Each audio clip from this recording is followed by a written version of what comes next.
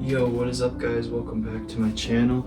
So, I know that I should probably get like better quality mics or whatever. I do have microphones, they're just not working at the moment. We're gonna try and get that figured out. So I hope that this audio is okay for you guys to hear the message that I just want to share today. So there's this thing that I go to on Tuesdays, which is called Men's Night.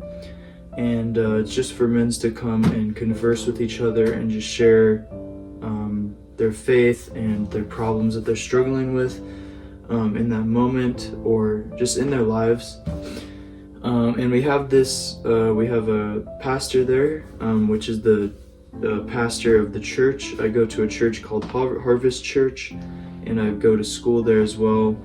And so our pastor's name is Pastor Brad.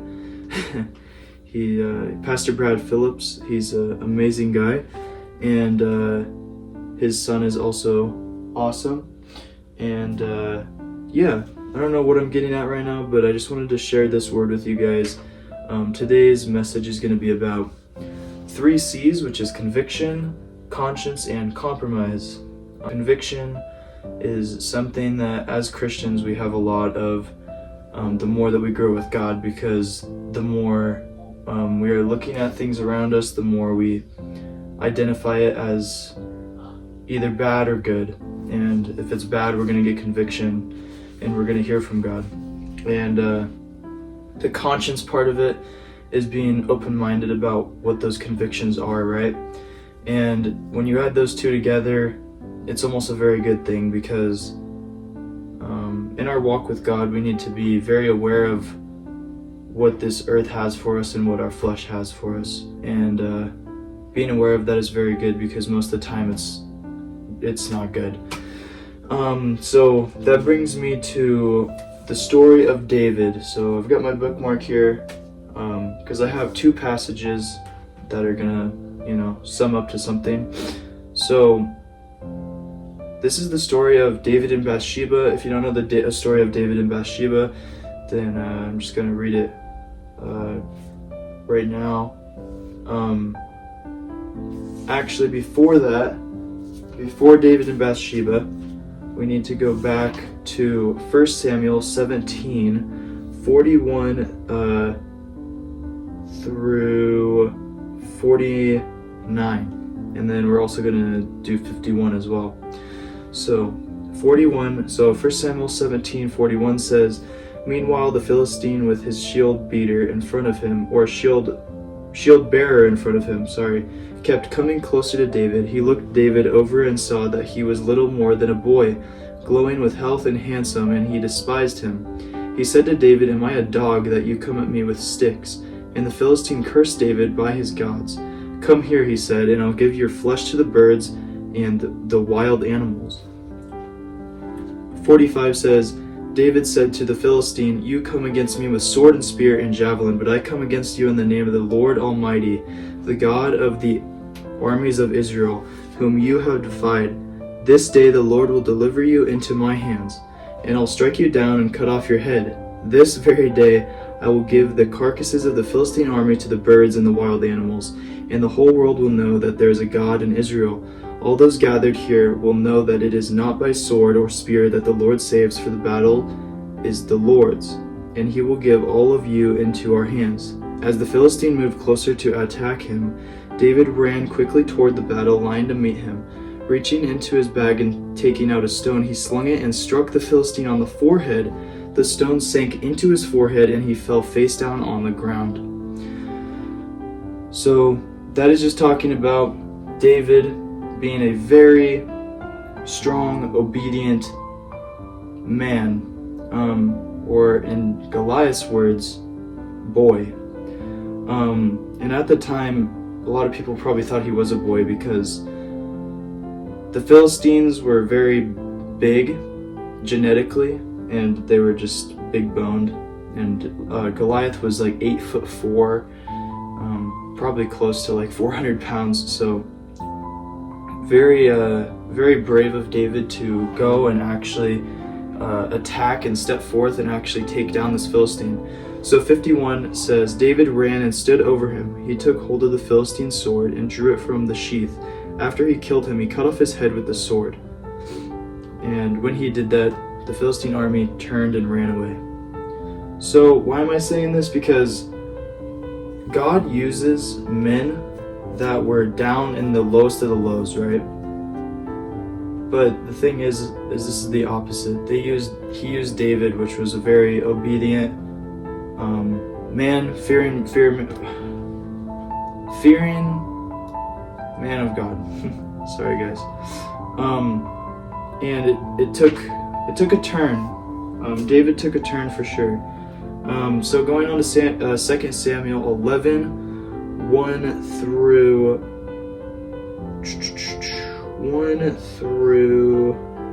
24, this is what it says. It says, in the string at the time when kings go off to war, David sent Joab with the king's men and the whole Israelite army. They destroyed the Ammonites and besieged Rabbah, but David remained in Jerusalem.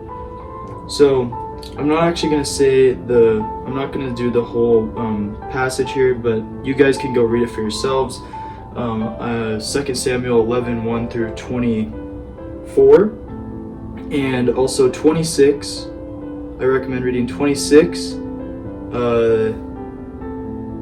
through 27, and also 12, 1 through 3, and also 12, 5 through 7. Yeah, 12, 5 through 7. So I just recommend reading through those.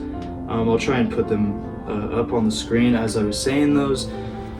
So the thing about this is this story of David and Bathsheba. David was in his palace because he was the king, and he was the ruler over Jerusalem, I believe.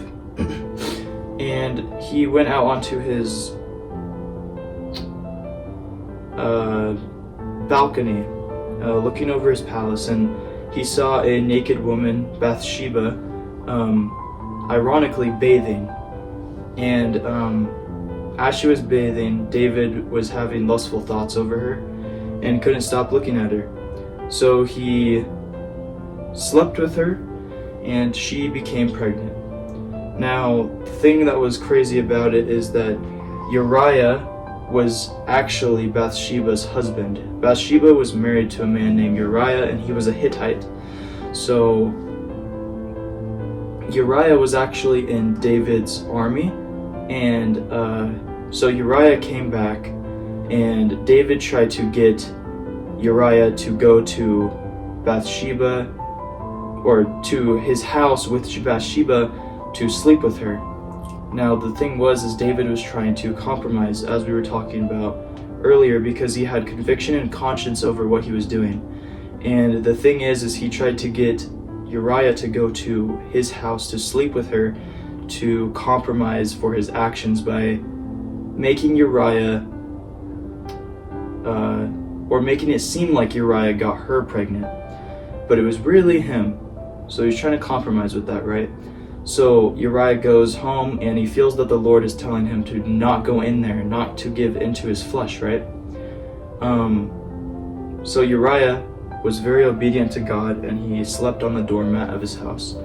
Now the next morning, David found out about this, that Uriah didn't go in and sleep with her. So David said, Uriah, why don't you take another day off, wash your feet, stay clean, and go back to your house tonight and, relax, right?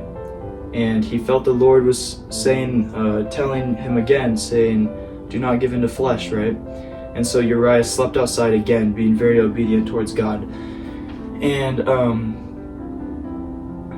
David found out that he did not sleep with her once again. The compromise was just not working, so he tried to compromise even further.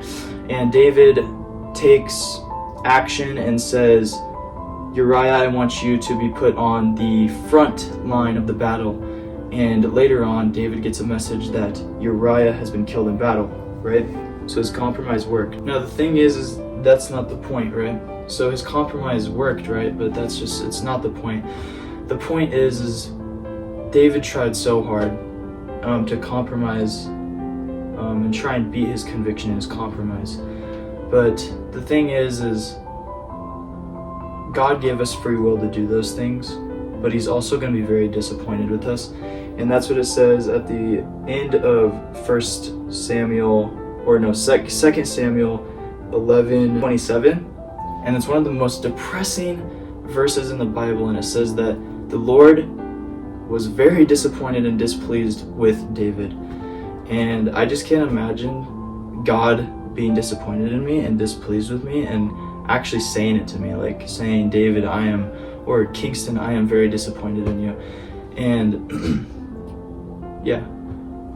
So what I'm trying to get at is David was used in a very good way when he was younger, and later on in his life he became very prideful, righteous, and he tried to compromise for his actions and for his sins, but it didn't work out because God was very displeased with him. Now, the cool thing is that David became wholeheartedly a man of God, and he was very fearful of God, and he was very obedient throughout the rest of his life. And the cool thing about David is he, through his lineage came Jesus, right? And that lineage is never ending. And it's a never-ending lineage, and it's a very powerful lineage through David. Jesus Christ was born through that lineage, and Jesus Christ is God, which is just insane. It's a very mind-boggling thing. It's insane. It's something that is hard to think about.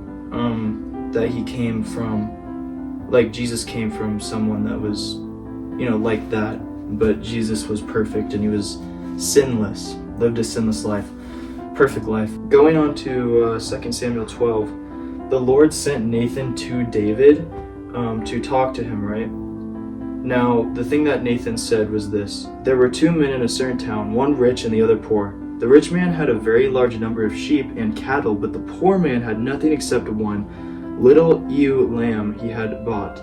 He raised it, and it grew up with him and his children. It shared his food, drank from his cup, and even slept in his arms. It was like a daughter to him. Now, the thing about this is that the rich man actually took the one lamb from his, place, right? Which was just insane. Like, the guy with more lamb and cattle took the only lamb and cattle from the poor man, right? And so David was very livid. He was burning with anger. As it says in verse 5, it says, David burned with anger against the man and said to Nathan, as surely as the Lord lives, the man who did this must die. He must pay for that lamb 4 times over because he did such a thing and had no pity. Now, in verse 7, this is very crazy.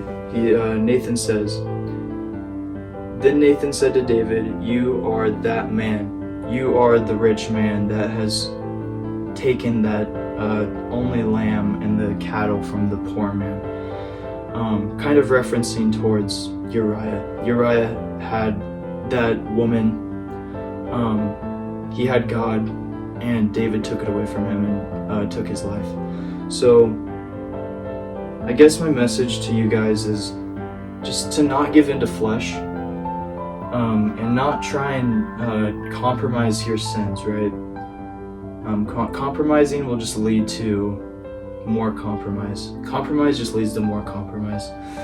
I just want you guys to just